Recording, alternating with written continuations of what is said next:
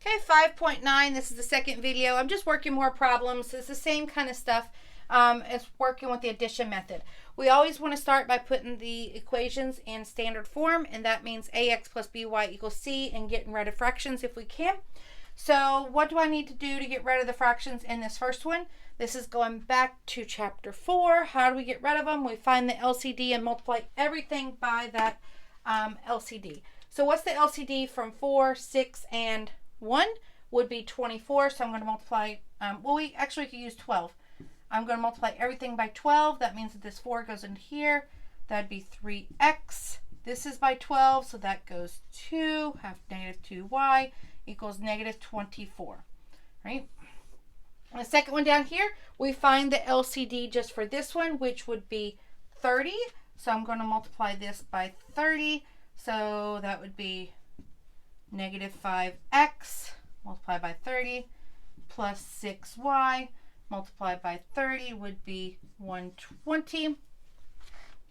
And now we have standard form. Ax plus by equals c. So that's step 1. Step 2 is to get opposite coefficients. We need to either have opposite x's or opposite y's, whichever one is easier for you. So I'm going to pick the y's because I think that one's a little easier. I only have to do one step. So what do I need to multiply negative 2 by to get to opposite of 6? I would need to multiply by 3. So then that means, let's rewrite them both. We have 9x minus 6y equals negative 72. And I rewrite the second one. Negative 5x plus 6y equals 120. Okay. So now we have opposites. Right here we have opposites, negative 6y and positive 6y. I cannot stress enough that it doesn't matter if you have the opposite y's or the opposite x's, whichever one is easier for you to make opposite. And then I'm going to add these together. So I have 4x equals, this is a negative, that's a positive, so I have to subtract. 2 from 10 would be 8. 7 from 11 would be 4. And it's positive because 120 is bigger. And then I divide by 4. X equals 12. There's my x value. So now what do I do with this one? I take it and put it back into either one of the originals. It doesn't matter which one. So I'm going to come up here and just take the first one. I just tend to take the first one. Over 12 minus y over 6 equals negative 2. My x is 12. Whoop, I wrote the wrong number there. Okay, so 12 divided by 4 is 3 minus y over 6 equals negative 2. I can either get rid of the fraction or I can just keep going with this. It doesn't matter, whichever way you want to go with it. Minus 3, negative y over 6 equals negative 5. Multiply both sides by negative 6. Y equals 30. So my point is going to be 12, 30. I would take that and put it back in there to check to make sure it works. Okay, let's do one more and we'll wrap up this video. All right, we're still here with question number 18, and this is still the second video we're putting together. But I don't know if you saw the calendar here. These are my 3 dogs. They were on calendar. They're cover dogs. So those are my 3 dogs. So here we are with number 18, and we're still doing the addition method. So far, we've only learned 2 methods to solving equations. The first one was graphing, which you don't do unless you're told you have to graph it. And the second one is the addition method, and we'll learn a third method in just a little bit.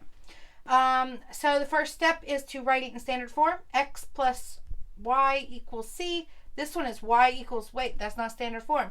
So we need to add this to put it into standard form. I'm just rewriting the first equation. The second one here would be 1/2 x plus y equals 4. It's still not in standard form because of that 2. So I'm going to rewrite it again. X plus 2y equals 8. That's just the first equation. I've just rewritten it.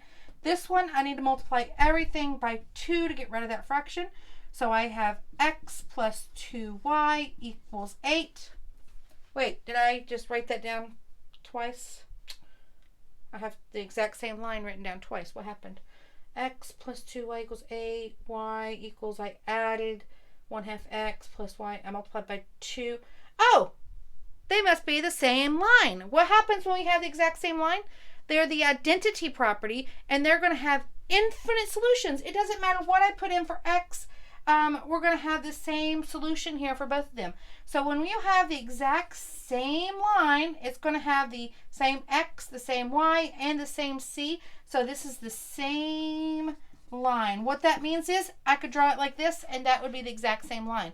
I would draw it right over top of each other. Now that's not necessarily this exact one because I don't know what the slope and all that stuff, but this is the same line, and it has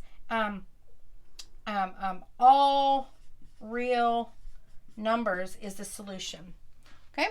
All right, there's another example. So we did when we get a false statement, when we had a false statement before. I think that was a couple of questions ago, problems ago. That means that they have no solutions in common and they're parallel lines. And if we have the exact same line, they are the same line and they have all real numbers are the solution. And that means it's the same line. And then, of course, you can have where we just have 1 point in common. So there's 3 types of solution. 1 point, parallel lines, or the same line, and it's the identity, and they have all real numbers are in common. Okay? All right, we'll see you in 5.10.